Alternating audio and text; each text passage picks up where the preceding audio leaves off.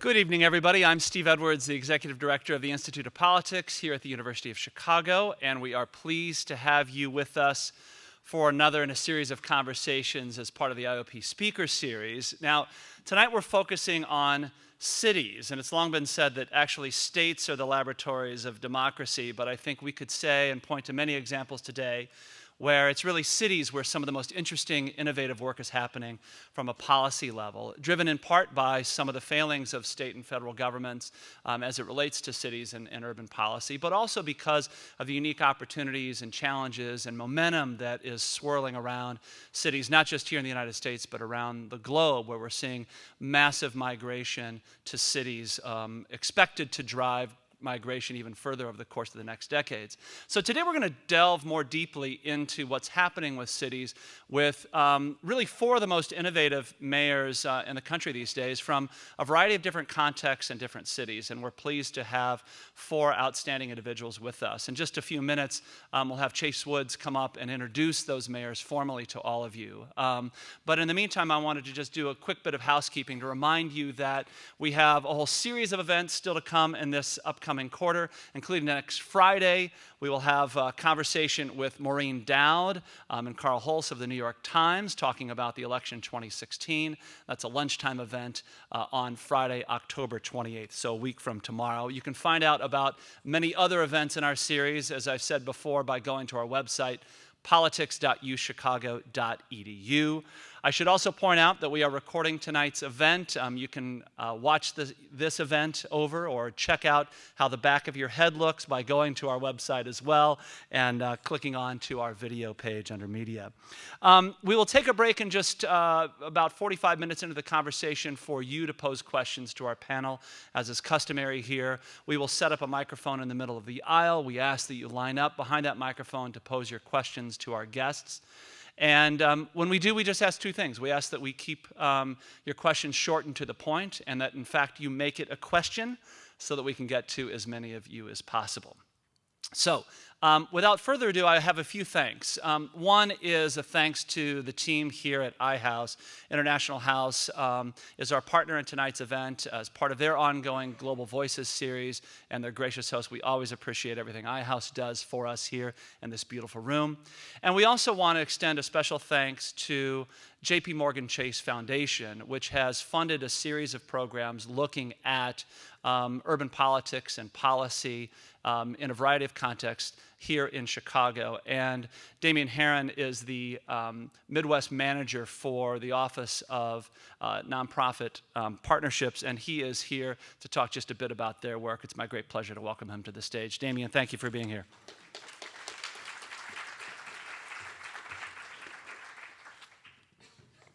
Thank you, Steve. As Steve said, I'm Damian Herron with J.P. Morgan Chase. And first, I would like to thank Steve and Alicia and the rest of the team for the great work that they've done in the partnership, bringing you all these great conversations. We are here to hear from several mayors who are problem solvers, solutionists, that are working very hard to solve problems in their communities every day. I'm sure they will tell you that they need private sector, public sector, and a strong nonprofit sector to collaborate and have the greatest impact. We at J.P. Morgan Chase know that too, and we are doing just that through our Pro Neighborhoods Innovation Fund. So 2 years ago, we launched a $33 million program, a pilot, to support collaborations among 26 CDFIs. The idea was to inject capital and spur economic activity in neighborhoods that have been struggling. Those 26 CDFIs used that capital to bring an additional $226 million in capital to these communities. That's an average of $8 million per CDFI. With the support of these CDFIs, we can bring unique local solutions to local problems, and we're part of that work. Just last week, we announced another $20 million to help an additional 15 CDFIs to continue that work across the country.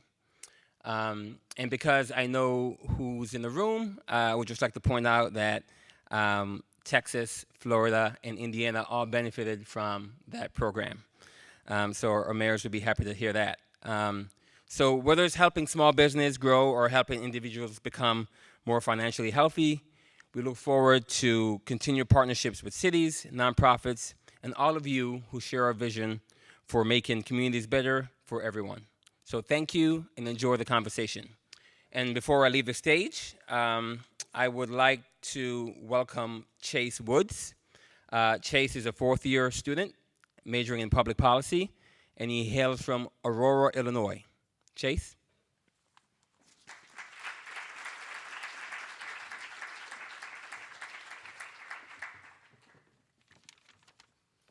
Good evening, and welcome to tonight's event, Home Improvement Young Mayors Tackle Old Problems, a conversation about the innovative solutions to the challenges facing three of the top young mayors in the country.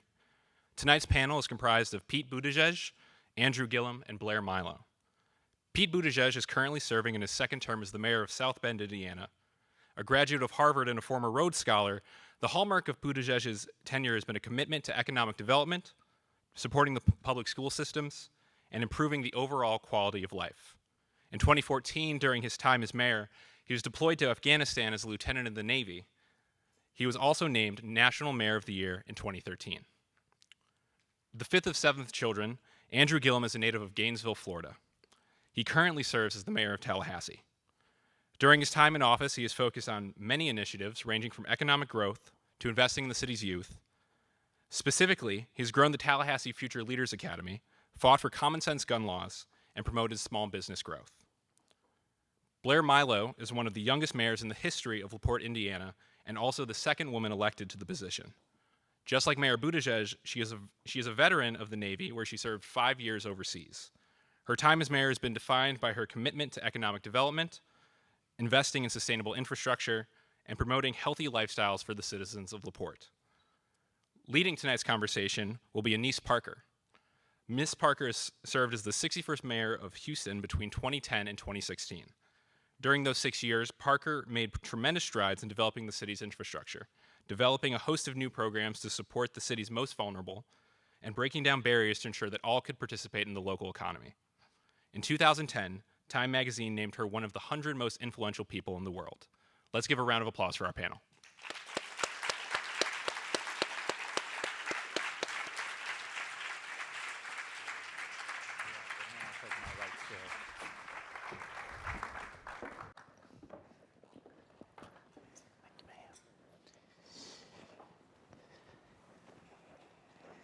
Glad to see so many of you here tonight, and I'm Annise Parker, former mayor of the city of Houston. Very happy to be with Mayor Buttigieg, Mayor Gillum, and Mayor Milo. And while looking at them, they look different from each other. You can clearly distinguish them.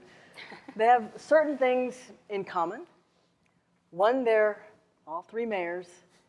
And the other, they started in politics and in local government at a very young age. But perhaps the most important thing about them is that they are known to be innovators, forward thinkers, and they have earned reputations among their peers as mayors to watch. So this gives you an opportunity to hear directly from them about things they're doing in their cities. But I told them it wasn't going to be really about all the wonderful things they've done, but more about why they've done it and how they've done it. Now, as I was looking through their resumes, we have, and I'm not going to tell you who's who, but it was in the introduction. We have two veterans and one who is not. We have two Democrats and one Republican. We have two Midwesterners and one from the Southeast. We have two mayors of mid-sized cities and one mayor of a small city. We have, obviously, two men and one woman, one strong mayor form of government, or two strong mayor forms of government, and one city manager, which does add some differences if people want to talk about that. But again, what you have on stage is a range of experience and also a certain commonality, because cities are cities and the basic functions of cities don't change.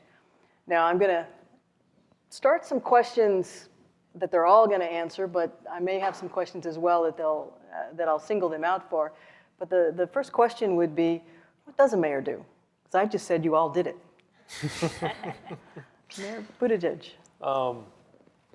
So there's a line in a novel about a mayor it says he was one of those who figured out early on in life which of the pulleys and levers actually work and which are just for show. And I think as a mayor, you're confronted with this array of pulleys and levers, some of which have to do with the things that are actually officially under your control. In my case, that's police, fire, trash pickup, but it's not schools. And then there's all the things that aren't exactly under your control, but they matter to you and you need to do something about them. Education, public health. I have 0 public health staff, but I believe a certain mandate for the public health of the community. And so I think the real question is, what doesn't a mayor do? Anything that bears on the well-being of your community, either through the toolkit of policy and local ordinances and local practice, or through the convening power and the fact that sometimes you're the only person who can get your calls returned by members of different competitive local tribes. It means that that's the thing you're going to use to make your hometown better off. Good evening, everybody. I hope you are all well. I bring you greetings from the Sunshine State of Florida. I walked around your city today. You could use some sunshine. With regard to the role of the mayor, I am the mayor who serves in a mayor-manager form of government. So we've got a city manager who tends to the day-to-day operations, reports up to the mayor and the city commission. I could only echo this idea of what doesn't a mayor do, certainly as it relates to what the public expects of a mayor. They could care less about our form of government. If I wanted to explain that to them, citizens, when they call with their complaints, it'd be like, right, but my Social Security check is late. And I'm like, local governments don't do Social Security checks. But you know what, let me give somebody a call and get right back with you. And that's the real answer that folks are looking for, is your ability to troubleshoot and problem solve, and in times of need, show leadership. Even if your formal job description doesn't prescribe a certain set of responsibilities toward you, there is a public expectation that if people in the citizenry in our city, they don't know anybody else, they typically know their mayor. They may not be able to name the school superintendent, the school board. They may not even know who the vice president or the governor of the state is. But they more than likely will be able to name who their mayor is. And so we get the range of it. And what I have found to be the most important of my responsibilities, jobs, opportunities, is the power to convene people. And largely to convene people around ideas, big ideas, even ideas that I myself may not be ultimately responsible for delivering on. I still have a responsibility to bring people together to sort of hash through, as you talked about, the range of issues. Public education is a big thing for me. Our early childhood development is a huge issue for me. Crime is what people want me to look at and solve, but when you know that there are a lot of inputs that impact that output, which is the crime rate, then if you want to be smart about it, you've got to address that much earlier down the line, which is why I've taken to some of those issues. So it really is whatever people want to stick on you is your responsibility to solve. Well, thanks for doing such a great job on this question, so that now I'm at the third speaker here to have to build on awesome answers there. But to echo the mayor's sentiments, thank you so much for joining us this evening and for the opportunity to be with you all. To just kind of build on some of that theme, couldn't agree more with the sentiments there. And I guess for this crowd, something that might be of interest and some thought-provoking aspects is that as you look at governance at other levels of, state and federal levels, and you see some of the deadlock that may exist or the ideology that becomes a stronger role in policies that are being projected at the local level of government for all of the mayors of what is it that we are supposed to do, we still have to somehow get these varying functions accomplished because the citizens aren't going to differentiate between local, state, and federal levels of government. They just want to know, why is my Social Security check late? And so you have to try and be able to not only answer those questions, but the role of the mayor, and I think of cities and urbanized areas, is growing as we see mayors and problem solvers then stepping up to be able to fill the gap in places where state and federal government either can't or isn't addressing policy solutions. There's no question. Mayors have to lead, mayors have to manage, mayors have to solve problems, mayors convene, and mayors represent as well. In a unique way, mayors are the public face of their cities. And now I know if I ask them what the most important thing any city in the world provides, they'd know the answer. That's fresh water. And the second most important thing is they take it away. And the third most important thing is we pick up the trash. And it's not sexy, but it's necessary. So in that job, and you said it well, Mayor Milo, that cities have to happen, they have to function. Where do you get your ideas? How do you get up every day and decide what you're going to do next? Did you come in with an agenda? I had a broad perspective of things that needed to be accomplished. And for my experience, I became involved and ran for mayor because of a specific problem that I saw happening in my community, that we were essentially bankrupt at the time that I became involved. And it baffled me that no one had any sort of plan for how we were going to work our way out of this problem. It was a situation where the mayor said, well, the county has created these problems for us, and woe are we. Okay, but a leader has to solve these problems, whether the county created them or not. What are you doing? And so that was challenge number one that had to be addressed. And then from that, I ended up going to every house in the city when I was campaigning and talking to folks about challenges that they saw across the community. And that helped develop a platform that created some pillars for us to address. And since that time, I have been so fortunate to interact with department heads, team members internally that I work routinely to empower and encourage, because I think they have amazing ideas in their specific areas of expertise that I want to be able to unlock and apply to different areas where they see opportunity. And also then the ability to interact with fellow mayors. And trade war stories serve as group support therapy in some ways, but also then hear about not only ways that they're addressing similar challenges in their communities, but looking beyond just the problem of what are some exciting opportunities that may exist, particularly as we think about larger issues that aren't being addressed by some of the other areas. And in many ways, there's an article that Mayor Bloomberg wrote about how cities are addressing climate change and these kinds of components. And so ways for us to talk about some of those things. So I would say it's a mixed bag of where we get ideas internally and externally. But you said you ran for office because you saw a problem that no one else was addressing, or at least not addressing effectively, and you thought you could come in and make a difference on that problem. And then you began to work on the broader palette of issues. That would be correct? How about you, Mayor Gillum? Absolutely. Well, we had a policy statement on everything. We wanted to do economic development. We had an opportunity agenda, a crime safety agenda, a agenda that we called Family First, focusing on children and families and the future trajectory, the opportunity that existed for every child, or that we wanted to exist for every child. I should tell you that I served almost 12 years on city council, so all I had, it was time to write ideas up until the opportunity came to run for mayor. I get ideas from conversations. I get them from Facebook. I get them from Twitter feeds.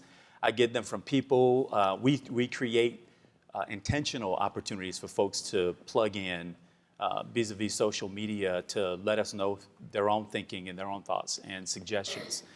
There's one that an idea that I borrowed from a friend of mine who lived in Atlanta. They had this effort called, I guess, Dining in Blanc. And a number of cities that have picked up on this eating, everybody wears white and beautiful chandeliers, outdoors, beautiful whatnot. And I was interested in it because I thought it was a neat opportunity to bring people together. Clearly, this was the models that I looked at that was for entertainment purposes and for quality of life, and I got that. But the challenge we had at the time of my city, particularly coming after the Ferguson incidents that took place, is that we had different sides of our town who experienced my city differently, and that's probably true in every city. And so we were dealing with a crime issue, and we had a public survey done, and 90% of the people said that they feel safe in our city.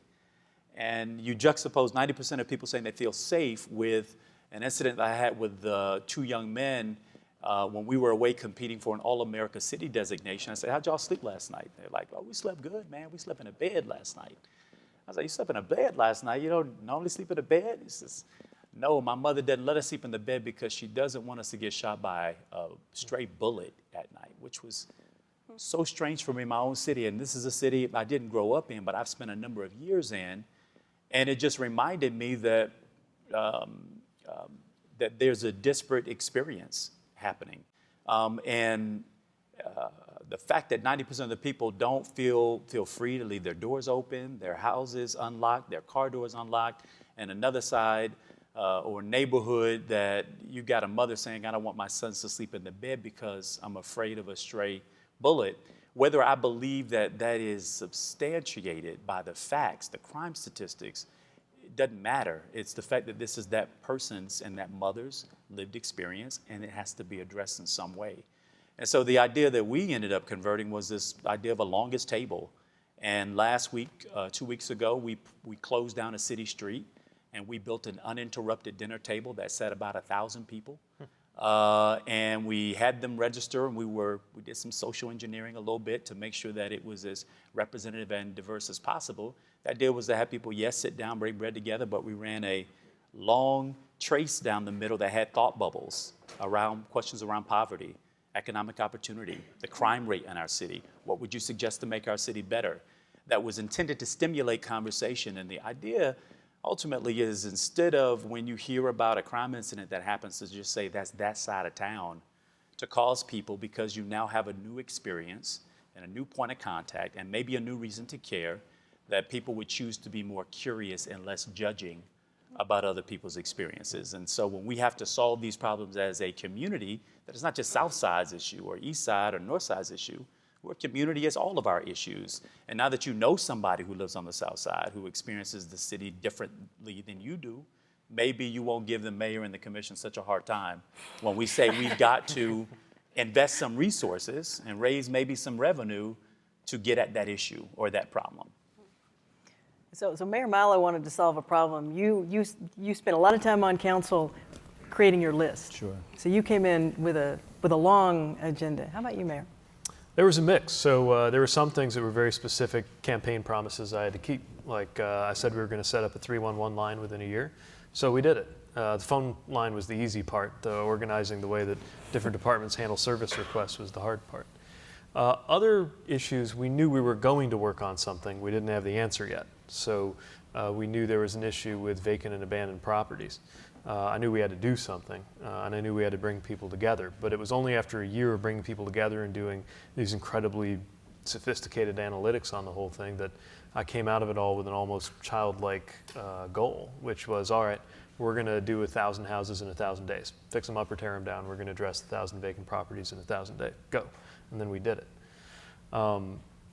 But the most important thing I had to do the day I arrived was start working on this issue of having the city believe in itself again, which is a very squishy problem to get your arms around, especially my background was more in consulting. I was mostly concerned with things I could measure and quantify. But about a week after I got into the race, I got a phone call from the media saying, we were just wondering what your comment was on the Newsweek story. And I said, what Newsweek story? And they said, well, it's the one saying that South Bend is one of 10 American dying cities. That's just after I got in the race to be mayor. And so it was very clear that we had to do something to establish that our city was poised to thrive. But it's the toughest thing of all to get your arms around. And over time, we figured out ways to do it. We built confidence in the economy. We saw population grow. We threw an enormous 150th anniversary party for the city that had about 50,000 people come. And it allowed me to say, along with the rest of the city 5 years later, that South Bend was back. In terms of where to look for ideas, you always start with your community, especially when you're trying to figure out what the problems are to be solved. And there's a lot of high-tech and low-tech ways to do it. We asked around a lot on the campaign. 311's a great way to do it. Every month or two, I set up a card table in a different school somewhere in town. We just call it Mayor's Night Out, and any resident who wants to come talk to me, first come, first serve, can come, and I make all the department heads come in case we can fix their problem on the spot. And so you soak up all the different kind of priorities and problems. When it comes to the solutions, that's the fun part because it can come from anywhere. It can come from the same citizens who are telling you about the problem. It can come from other mayors. That's a very obvious place to look because there's so many others working on the same issues in different ways. But it can come from some really unorthodox places. I'm brewing a couple of ideas based on the conversation I had with some students here this afternoon. A few hours ago, I was on the line with executives from a video game company who have been working in New Zealand to optimize their traffic and bus system because they figured out in the course of making video games the solutions to some data problems that have been an issue for people trying to optimize public transportation. So in many ways, the fun part is soaking up the different solutions that exist. And then the hardest part of all is deciding all the many great things that you're not going to do so you can stick to the handful of priorities that you got there to achieve. Former mayor of Houston told me I ought to do 3 things and do them really well, and they'd build statues to me. I ignored him. But I couldn't help myself. There were too many things to do. Yeah. So I'm going to skip over Mayor Gillum here because you were in office. But so Mayor Milo, was it what you expected, the job itself? I don't know that I knew to set expectations for it going into it. That at the time that I became involved and decided, okay, I'm going to do this, I had been living in D.C., that had been my former duty station. I had been at the Pentagon, and this was my hometown. And I had no plans to come back to my hometown in any way, shape, or form, particularly in this capacity. But then as I saw a problem and saw it not being resolved, I can specifically remember having my aha moment on the metro in DC and thinking about all that was going on and thinking, man, somebody should really do something about this. Oh, wait a minute, Blair, when has it ever been your model to say somebody else should do something about it? What are you going to do about it? And that started the process for me of kind of going back to that previous question of trying to first solve that initial issue that the city was, to save you all the details of the problem, they weren't collecting property taxes. And so the county wasn't collecting them. So the city was only receiving around 60% of the revenue that they should have been receiving, which local government doesn't get that much money to begin with. So when you're missing 40%, the roads certainly aren't being paved, but they'd gotten to the point that they stopped mowing the parks. And so you'd go out to one of our largest parks to go for a run, and the grass literally was up to my waist. And so then you've got mosquitoes that are building nests and things of that area. And so the first part for me was just try and solve that, and then it built into, okay, in order to be able to solve that, I'm going to have to put myself in a position of leadership to be able to affect those changes. How do I do that? Well, I'm going to have to get elected. How am I going to do that? Well, I'm going to have to go across to the community, introduce myself to as many people as possible because I have 0 name ID because I've been deployed for the last 10 years, basically. And so how am I going to work through that? And for me, it was always about what do we need to do to get to the next step to solve some of the larger issues. And I didn't necessarily set expectations amongst all of that of once we get there, then this is what I think it's going to be like, because I was more focused on accomplish the next step. And to the extent that come election night of my first campaign, I hadn't prepared an acceptance or victory speech because it hadn't occurred to me. And so I get there and get the results and oh my goodness, okay. And that then started a whole different mindset of trying to figure out, okay, now how are we gonna operationalize all of these ideas? And so I think everything has exceeded my expectations because I just didn't even necessarily know what to expect. And the opportunities to make a difference for the community and interact with people and see what the city is doing in such a unique perspective is such a blessing to me that I can't have dreamed that it would have been as rewarding as it is, which I have to remind myself of on some days. Mayor, how about you? Was it what you expected? I'm not sure I knew what to expect. It's harder and better than I could have guessed. When I was a student, there was an Institute of Politics when I was in college too, and I hung out there all the time. And I never would have showed up to something like this. You all are so far ahead. I was interested to the extent that I cared about politics. I thought it was all about the national picture, that was the big league where the serious people went. So now you know better. I do. Serious yeah. people go to cities. Back then, I would have gone to see the congressman speak or the senator speak, but not so much the mayor. But I ran because I cared about what was happening in my hometown and thought I could make myself useful. And what's amazing is realizing just how important and how impactful the local level is. I don't think I was prepared for how much attention you get. You know, I have friends who are in legislative bodies and state legislatures or Congress, and they spend a lot of their time figuring out how to get attention. We spend all of our time trying to figure out how to manage the attention that comes. If I just said I'm having a press conference tomorrow and didn't say why, we'd still have 4 TV cameras and a paper there because they're based in our city and they may not have anything better to cover that day locally. And so figuring out how to handle that attention and use it well has taken more of my energy than I would have expected. And I was not quite ready for the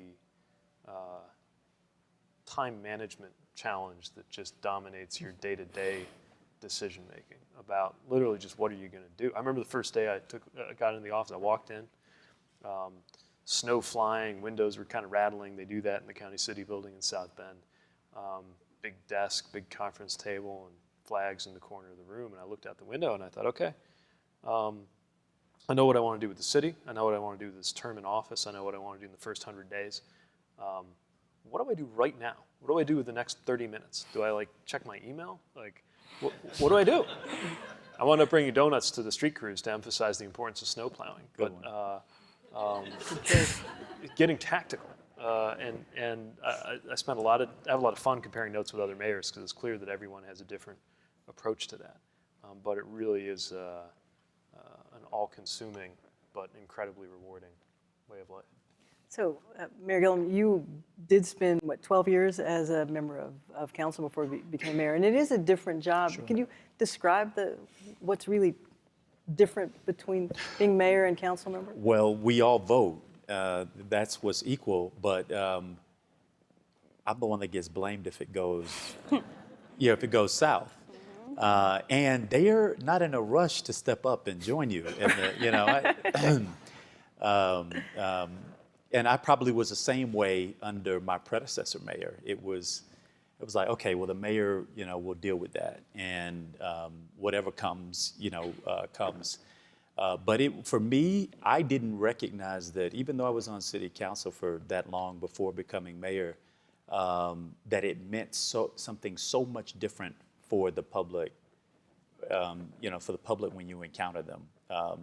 I would be with the mayor when folks would come up and say things, and they could have just as well said the same thing to me, and it could have had the same real practical impact, like, oh, I can go and solve that, I can bring that up, I can get the vote, but they want to say it to the mayor, and they don't want to be handed to another staff person, they don't want to go to another commissioner, they want to say it to the mayor, and they also want the response to come from the mayor. I think I didn't appreciate that as much. I thought it would be as easy to say, oh, well, if we're actually going to get this done, let me get this person to do that, and they'll get back to you, and folks will look at you like, so you're going to get back with me, right? Like, you're going to get back with me. And so the expectation around that was just a little bit, was a little bit different. The only other thing I would highlight as I think a major difference is my council does look to me to,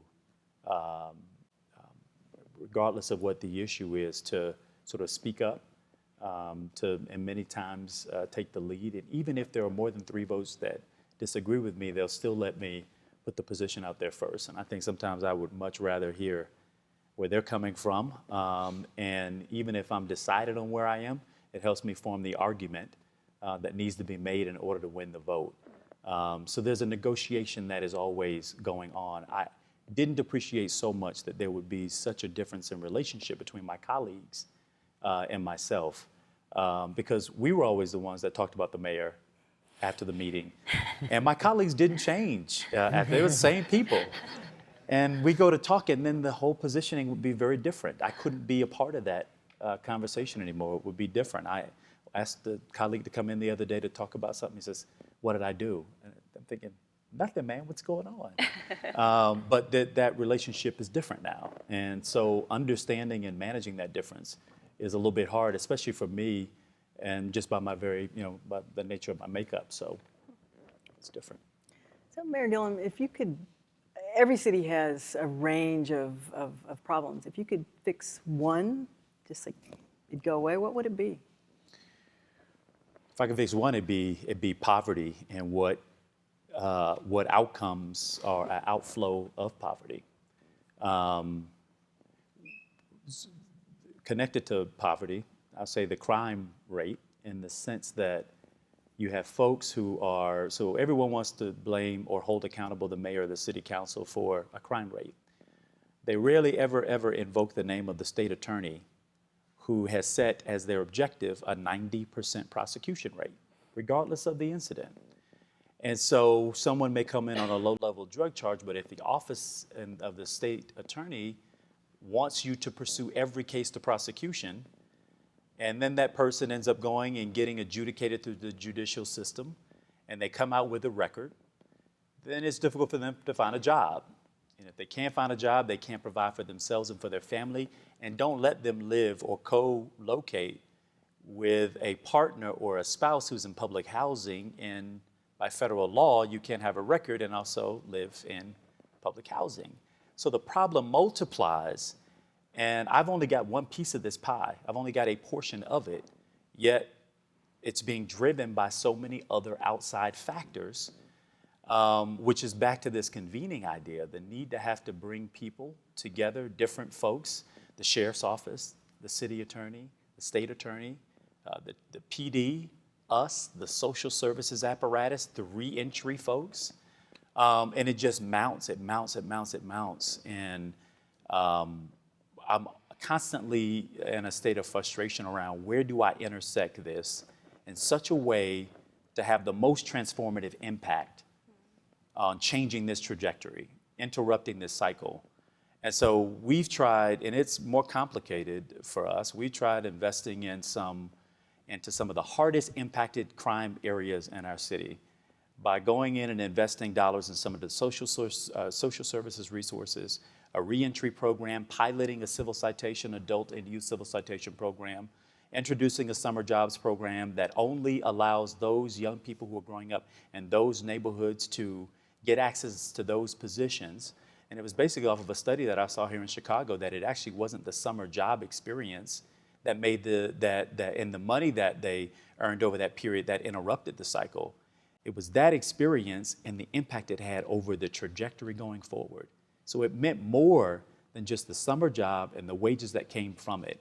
The summer job and the exposure that caused interrupted a cycle, and then made that person think differently about, oh, well, what could my future job opportunity be? Oh, my goal is to one day drive a car like yours. What do you have to do to drive a car like mine? I got to go to school. Okay, well, you got to go to school, and do you have to got to graduate? And then, maybe community college or maybe university. Okay, now I'm helping you because you set as your objective to drive a car like mine and to live in a house like mine. So let's back up and figure out how we get there. And so the wraparound approach in these areas that we know are most highly devastated and impacted by the problems we're trying to interrupt or solve, going there. And it doesn't help for a good soundbite because most people want it right now. Is the crime rate lower today than it was yesterday? And then what about the day before? And we're saying, well, this is more systemic than that. And I have faith that over time, just between last year and this year, at this point, our crime rate is down 16%. And so it's starting to show effect. But if I had to be measured from day to day, it would be a much more difficult issue to sell. I like the way you went poverty, but then you immediately went to practical things where crime rate, incarceration, and then a series of steps that you took from that. Mayor Milo, what about you? Is there one thing that you could solve that you would tackle?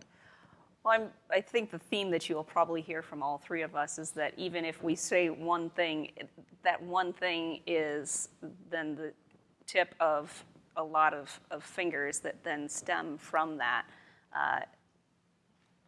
One of the growth areas for me, I think personally, professionally, and in a leadership capacity throughout my tenure has been to try and set some of those expectations that I didn't have previously, to then think about your job is to set forward the vision for this community and what the community's expectations should be for themselves. And so to try and pick one area that if we solved it, I would go back to the vision that we've had for my last 2 State of the City addresses that I've been able to present. And that is a vision for LaPorte to be the happiest Hoosier city. And the idea being that if you define happiness as the opportunity to earn success and to feel as though you've made a difference in the world around you. Because you can define happiness in a bazillion different ways, but if you settle on that those 2 components are what we are setting forward for everyone to be happy, then that ties in with the 3 pillars of growth areas and focus areas that my administration has had of providing for a positive climate for economic development growth, building sustainable infrastructure across the community, and fostering positive lifestyle choices. So you start with, I want to be the happiest Hoosier city. How are we going to be the happiest Hoosier city? Everyone has to have equal opportunity to earn success and feel as though they've made a difference in the world around them, however they individually want to define those things. How are we going to make sure that they have those 2 components? Well, then we have to continue to grow economic development opportunities, those work components for folks to be able to feel as though they've earned that success. To your point of the summer jobs, that it was a whole different mentality because now they felt that they'd earned this, and it opened a whole new perspective for folks. So that's the economic development piece. And then sustainable infrastructure, you have to be able to get around the community and be able to actually live in this environment. So you have to fix potholes and things of that nature, provide for water, wastewater, and fostering positive lifestyle choices that when you look at the health statistics across the country, they are incredibly daunting. And the place to start working towards fixing it from, I think, a public policy perspective, outside of having the first step being the family, but then you have local government to try and impact some of those areas. What are we doing to then have people lead healthier, happier lives? All of which then contributes, in my mind, to how do we grow the assessed valuation, how do we grow the population in the community? You want to be a place that people want to come and live. We're the happiest Hoosier city. Mayor? So you have to start at the beginning, and to me that's what is the meaning of life? And I know we haven't got that much time per No, question. it's almost time to go to the audience. So I don't know what the meaning of life is for any individual resident, but I know they care about, so there's something that makes their life work. And it's different. For some people, it's about faith and family. For some people, it's about learning. For some people, it's about building a business. But whatever matters in your life, whatever makes the difference between whether you're thriving or not, it can be made easier or harder by the city that you're in. And so we view our job as to deliver services that empower everyone to thrive. We can't make you thrive, but we can empower you to thrive in the sense that if there's no good road to get where you're going, or you can't get a glass of clean, safe drinking water, you can't thrive. And if we take care of those things so you don't have to even worry about them, you're one step closer to living out whatever the good life looks like for you.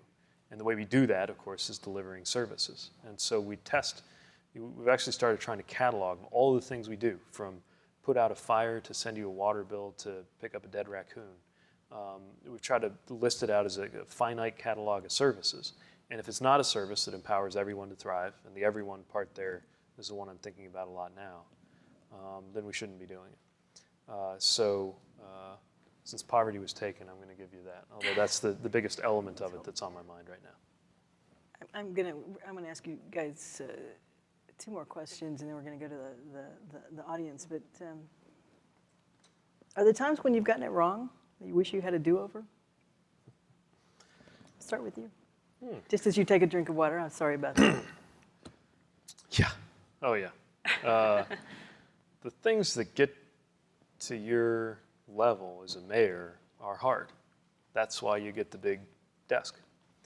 And of course you get some of them wrong, especially if you're doing things. If you're not getting anything wrong, it could be an indication that you're not doing anything.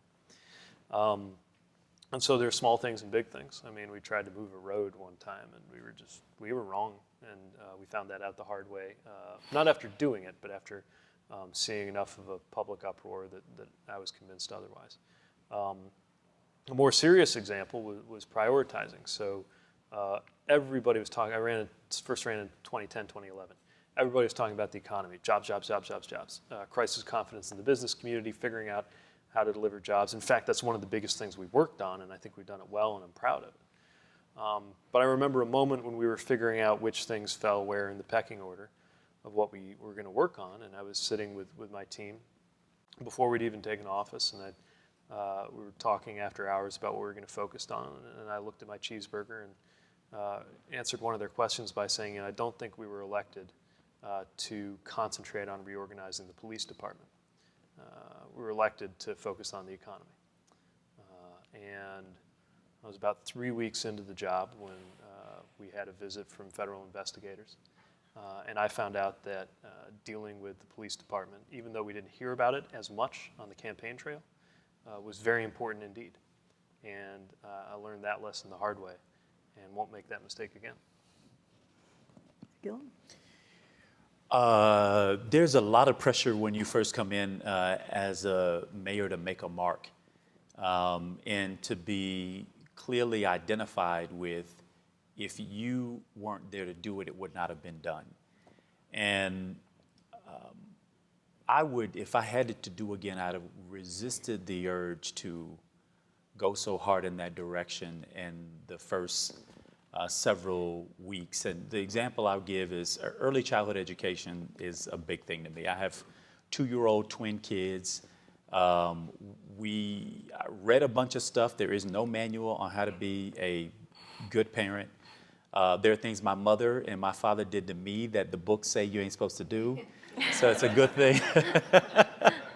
It's just the earliest years of a human's life is so pivotal to the rest of their lives. 0 to 5, 0 to 3, almost 90% of brain development happens. 95% between 0 and 5. Rapid growth. And in the way that I grew up in so many poor neighborhoods, this is true, but it really crosses all income brackets. A lot of people still have an outdated view of what happens in those early periods. So they treat them as throwaway years. We goo gaga our way through it. When the kids are really absorbing, they need to know you ought to have high-level conversations. You ought to be talking about, describing what it is you're doing, what's happening. The word gap is vast between poor kids and kids from middle and upper income households. Almost 90,000 word difference between upper income and low income households. So I started by saying we're going to do a family first agenda, and we're going to kick this thing off with a big family first summit. And I knew that ultimately that there was going to be a need for us to address the financing piece of this. How do we make early childhood, high quality early childhood education more affordable? That the city's budget could not accommodate that alone, that it would require a number of partners coming together. And while I did the difficult work of going out and trying to bring private sector folks, my staff and city government staff, I left a really important piece of that out, and that was a number of elected officials who also at a certain point would need to weigh in on this. And so by the time the conference came around, it was a wild success from the standpoint that advocates, agencies, parents, families, all very excited that this is now on the forefront. But missing from that first convening were a lot of elected officials who I would have ultimately needed and still ultimately need. And so what that has caused is I've now had to go back in the year since that, and I'm like hand-holding in individual meetings, several meetings with the same person.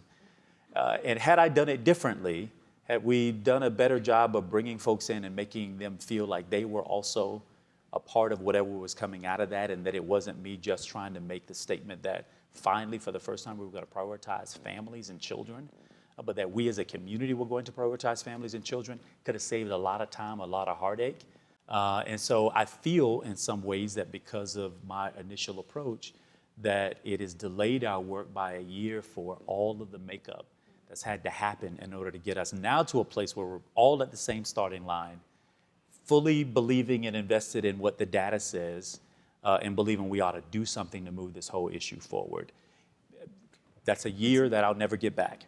And that's a year, more importantly, not that I won't get back, but that this issue still sits, is latent and unprogressed. That's an excellent example, but it's often hard to determine who the stakeholders are in any particular problem. And that goes back to the convening power. If you're the convener, you have to know who needs to be in the room. Mayor Milo? Well, as I've been sitting here trying to think of examples, I have one that's very similar to that, of that we were trying to move forward a Complete Streets initiative. That Complete Streets is a philosophy that says that when you're looking at an infrastructure project, you're not just going to try and fix the road, but you're also going to consider non-motorized alternative types of transportation and trying to encourage pedestrian and cycling type traffic. And part of the impetus for having such an ordinance was to be able to have access to some grant money that requires having such an ordinance in place. I thought, this is a no-brainer. The ordinance that we put together does not require the city to do anything specific. There's no financial commitment to this. And so I didn't try and, pre-brief the council on any of this, because I thought this is a no-brainer. This is just admin to be able to have access to further grant money. But trying to convince the council after you put it on the table, when you haven't brought them in from the get-go to massage that message, same situation. It took us probably 6 months to try and get that through. Because thankfully I did have an advocate on the council who then said, let's go ahead and table this for right now, which bought me some time to then be able to work the system to get the other council members up to speed on, there really isn't a reason that you would need to oppose this. So very similar situation that was a big learning curve for me. And the other instance that I think was one that I have to remind myself of still regularly in other scenarios, which is more of a leadership lesson that I have to learn again more often than I'd like, of when you are in a position of leadership and going into a group where you do want to build consensus and create innovative type ideas and foster this kind of discussion. If you go into this scenario, even with the most talented people that are going to be a part of this conversation, if you don't put forward a vision or something to build off of for the conversation, you can have a very fascinating discussion for however long you're going to sit there, 2-5 hours, and get nowhere. That unless you have some sort of framework that you're going to build off of and say, hey, here's a thought. What do you think of this? Should we adjust this? Should we adjust this? And how do we address those different areas, make this better?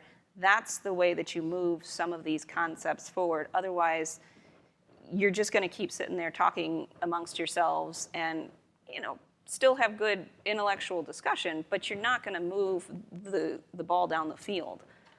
And I've had that happen at a couple of different council meetings where, particularly if it's an issue that I'm less passionate about, and so I want to leave it to the council to weigh in and have a perspective, give them this one to feel a little bit more important of trying, this one can be yours, let me know what you want to do with it. You'll sit around and have groupthink for the remainder of the meeting and never go anywhere. So you have to have that leadership perspective of give them something to then Even if it's either only support a or target for them to right, shoot at. exactly. And I've had that happen in task forces too. I'm gonna have to bring us out to the microphone. Is there anyone with? This has been a great conversation, but I know there's going to be some folks with questions. Hi. We have. Let's see. Do we got a moderator out there? I'm just making sure. Go ahead, sir. Hi, my name's Kenneth Newman. I'm a local resident. Many cities or counties across the country are struggling to build enough soccer fields due to the growth of the game across the country. I happen to work in soccer. What are your cities doing to build new soccer fields? This is the kind of question you always get at Yes, town you hall do. meetings, and I'm assuming the answer is we're all trying to build soccer fields because it is a very popular sport. Anybody want to answer that, or is that just a yes? I think it's a part of a larger discussion too, that we want to see more recreational facilities, so soccer is included in a whole portfolio of efforts of growing parks programs and things of that nature. So it's a whole host of different ways to do that. The biggest demand we get, yes, there's some road, pick up trash, all that kind of stuff. The most agitation and excitement you get is around our parks and rec. So it's like, we are playing on the ball field and it's halfway across town and I want to play on the field that's closest to our home. Well, we have an equity rule, which means we rotate everybody. You don't get to stick at one. There's a lot of energy around it. We put a lot of resources, time, energy, and a lot of energy into trying to move that issue. But it's an important one, and you're right, it's spiking. Certainly in cities like ours where it's a 12-month kind of thing versus here where it's limited. How often? Yeah, they have winter up here. Parks and Recreation, it's huge. So next speaker. I know the two of you live in cities with the other football that's important, but the real football is the one that's growing. All right. That's fair. Hi, my name's Alex Mubashri, and I'm from South Bend, Indiana. This question's primarily directed at Mayor Buttigieg and Mayor Milo, but what motivated you guys to move back to your hometowns, and why would you encourage students from Indiana to move back? Well, aside from the fact that South Bend is a great place to live. And actually, I originally moved for a more practical reason, which was that I was consulting here in Chicago. I was in one of these consulting lifestyles where you're on the road 4 days, 5 days a week, sometimes more. And I thought if I was going to pay to not live somewhere, I was going to stop paying Chicago prices to not live here and start paying South Bend prices. But another thing was going on at the same time. It's just this awareness. Maybe you've experienced this moving for college. When I grew up in South Bend, the sense was that success meant getting out. And that's what I did. I got far away to go see the world. That's when I began to realize I was actually from somewhere. And it matters to be from somewhere. And the difference between your community that you grew up in and any other community, I think for a lot of us is really powerful. And I felt this tug towards South Bend. And these things I didn't know about myself that I gradually realized were a result of where I grew up. And I saw a chance to make a difference. It was home. It's a city that's just big enough to have every city problem, as you know, and also just small enough that you can kind of get your arms around it and try new things and gather all the people who care about that issue and deal with it. And so the opportunity, I didn't realize at the time it was going to end in me running for mayor, but the opportunity to go home and be part of that, just to know what it means to be part of a community, was a lot more compelling than I would have understood when I was 18 in South Bend, kind of looking for the exits. similar type of thought process for me as well, and I got out courtesy of the United States Navy, and so I had a tremendous opportunity to see many different parts of the world, and to realize how fortunate I was to not only be an American citizen, but to have grown up in a community where it still does have the feeling of small town America. I mean, we are a city of a little over 22,000, which I always thought was a small city until I started visiting other cities in Indiana and realized that we're a bustling metropolis compared to a lot of other places. But where, that I grew up in a neighborhood where all the kids just played outside until somebody called you home for dinner and the lights turned on the street lights turned on. And it was because there was a general sense of the neighborhood collective parents looking after the kids, and that still does exist to an extent in LaPorte. And I realized the value and the treasure that we had in my hometown that I took for granted as somebody growing up there, until you see what the rest of the world is like in a very different way. And so that gave me a unique perspective on just how awesome northern Indiana and then my hometown is, and to realize that the opportunities that I'd had to experience that came from this community that gave so much to me, to contribute towards my growth as a human being, and then to have those professional opportunities to go and do this. And now knowing how difficult it can be for a young person to come back, I thought, well, given what this city has done for me, is it not incumbent upon me to now try and come back to make it easier for someone to have this experience that I was so fortunate to receive? I think we all represent our hometowns. Do you as well? I don't, no. No? Or you grew up in Florida, though, I didn't you? did. I started from the bottom. Okay. Miami. I was born in So- Miami, finished high school in Gainesville, lived a short while in Jacksonville, went to college in Tallahassee. So I moved all over the state. But you're now representing the city where you had formative years if you went to college there. Absolutely. So the other three of us represent our hometowns. Thanks for the question. Thank you so much. Good evening. My name is Sebastian Bell. I'm from South Bend, Indiana. All right. So my question applies to all speakers tonight. We heard about why you chose to run for mayor, but why did you choose to enter politics or the government at a local level? And also, being so young, successful, but also ambitious, do you see yourself staying in the local politics where you've reached the epitome of, or do you plan on moving on to bigger things at the state or federal level? Okay, so I'm going to stop you there, and I'm going to tell you that local government is the highest level of government. And I think we agree to that. But so future ambitions, I think they've answered quite well why they ran for mayor. But if you want to answer whether you want to move up. I'll be candid and say I never expected to get to serve in this capacity. And if there's an opportunity to serve more people, absolutely, I'd love that kind of an opportunity. That all would have to be balanced amongst being able to do something. We started talking about this earlier as to people that decide they want to run for office, but they don't even know what office it is that they want to run for. And there is a very distinct difference, and I'll even be so bold to say as a big need for more people to want to do something rather than to want to be something. And so if there's an opportunity to do something, then I'll look to fill in that opportunity. But if not, then I love being able to do the things that we do in our community. And local government has a very unique way that oftentimes gets misunderstood of an ability to answer so many different challenges, areas.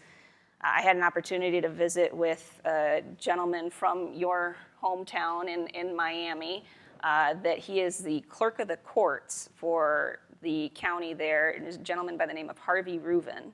And I was there as a part of an international delegation of people from 12 different Asian countries and then 3 Americans. And we all are thinking, why are we going to meet with the clerk of the courts here? And the whole delegation was about climate change. And we're thinking, what is this about? And it was fascinating to hear Harvey Reuven talk about why he decides to still be he had been a county commissioner and then became the clerk of the courts because of the fact that climate change has impacted Miami in such a local dynamic way that then he worked with other commissioners to build a regional perspective on climate change, which he worked on this for so many years that he gathered a coalition from then other counties, not only in southern Florida, but around the coastal basin there, and then in an international perspective. And Harvey Reuven became a participant in and a driving force for the Kyoto Protocol. And here's a guy that's the clerk of the courts. And I think it's a great example of just the impact that local government can have. I love being able to vote on Wednesday night and it have Thursday impact. It moves you have the potential for things to move very, very quickly. To the point of, because I talk with and in community with a lot of college students. And some of them, many of them do say that they one day want to be an elected official. And we do have to be careful with how we deal with people who say, I want to be an elected official, because I don't think there's anything wrong with that desire to render that kind of service. What I always try to encourage folks is just to pull back the layers of this idea that you want to be an elected official, go a little bit deeper, because I actually think the motivation is something much deeper than the fact that you don't want to necessarily, I hope you don't, because you want to be Mr. Mayor, Mr. Commissioner, Mr. whatever. That's short-lived, and believe me, you'll get over it very, very quickly. The motivation is much deeper than that, and it's okay to say, you know what, I actually think I have a real unique ability and appetite to want to change things. Things that I see that are wrong, that are broken, that I think I can help make better. And that's okay. An elected official is just one outlet on the road to doing that. Nonprofit leadership is another outlet. There are a lot of different ways to do it, but if that exists in you, I wouldn't ignore it. I mean, I ran for homeroom rep because I wanted nacho cheese Doritos in 3rd grade. And they had tortilla chips. And everybody knows tortilla chips have like no cheese on them.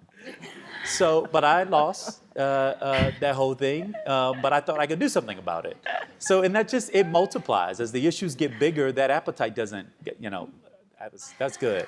That appetite doesn't go Mayor. Anywhere. You know what I'm saying? But I think I want to encourage you on this, that just go deeper than whatever, and I don't even know if you have a motivation, but if there is a desire to do that, don't let anybody shake that out of you. Just get in touch with what the real motive is, which is maybe that you just want to help folks and you think you have a unique ability. The job is not the goal, it's a tool. Absolutely. So, Mayor, anything to add? I enthusiastically agree with that sentiment. The only thing I think I could add is we're actually, I think, living in a moment when the local has never been more relevant. What's happening in cities, Blair's example is so great. You look at the C40, which is a collective of cities working on climate. It doesn't get more global than climate, right? But because of maybe some constraints that are there in state and national government, especially these days, you got cities working together with other cities, even across international borders, not even waiting for our national governments to catch up. And when you are in a city, I've actually gained from some of the challenges that are happening in Washington right now, because it helps me punch above my weight from a recruiting perspective. So I think the same kind of people who are impact-oriented, motivated people might have gone to Capitol Hill in the past, or wherever the talented people were going, the kind of people who went to NASA in the 60s, and Wall Street in the 80s, and Silicon Valley in the 90s, I think are largely going to cities right now to do civic innovation because they can see the actual impact. Mm-hmm. And that's so exciting. I think it's one reason that a lot of mayors, not all, but a lot of mayors would tell you that federal office would be a step down. Thank you. Hi, my name is Abby Brockman, and I'm also from South Bend, Indiana. I swear we didn't line this up on purpose. I'm beginning to question this, Mayor. And when I'm in South Bend, I think I tend to be very critical of Notre Dame, which is a very wealthy university and institution, kind of butting up against some very poor areas in the city. And then I kind of reverse roles and I come here, and I'm a student at a very wealthy institution that butts up against some of the poorest areas in the city. And I think I kind of always wonder, like, what is and isn't a university's role? Like, how can the city leverage it? Like, where is the university's place? I'm gonna ask Mayor Gillum. You are University City. Start with you. Yeah, I mean, we've got Florida State University, Florida A&M University, and a community college, and it's you got me thinking on this one because I think there is a role that we've tried to blend this whole, we say town gown, but it's basically the city and the university. And one way that I've tried to find partnership opportunities is both our institutions have great research arms to them. And we've got really big, what feels like systemic and sometimes intractable local issues. So I always say, everybody who comes out of the university has got an idea and they want to start a nonprofit. And whether it has impact, any of that is just work of the heart, and therefore we should have it. And so we've tried to connect the research capacity and the volunteer capacity of the university to some of our community's problems and trying to work together to solve those. But the university has a huge role that it can and I think should play in helping to address issues in the communities that surround it, particularly in FAMU's role, which is a historically Black college and university that is positioned on land that is at the foot, it was throwaway land for the state. And it also happens to be right in the middle of the poorest area of the city. And the role that it plays, just by way of inspiring the kids that are around it, that's the academy.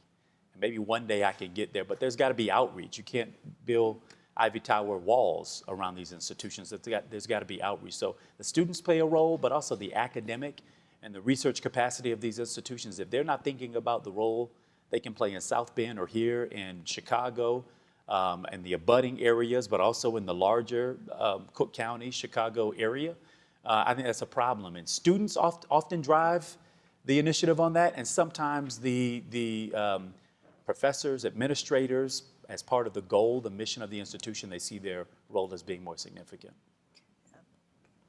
Anything else? I think that was our last question? You cut us off. Thank you for being here. Thank you.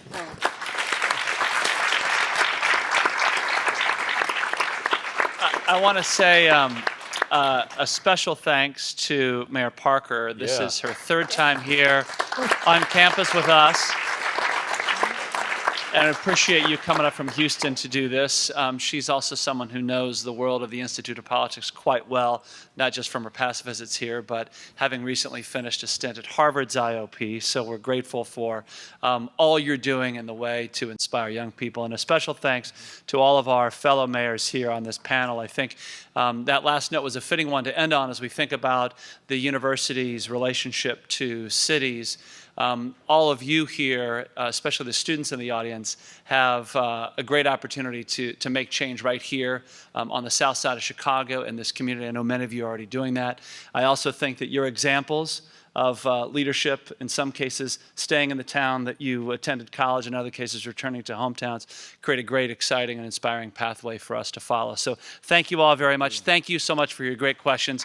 Thanks again to iHouse and to JP Morgan Chase Foundation. Have a great evening. All right.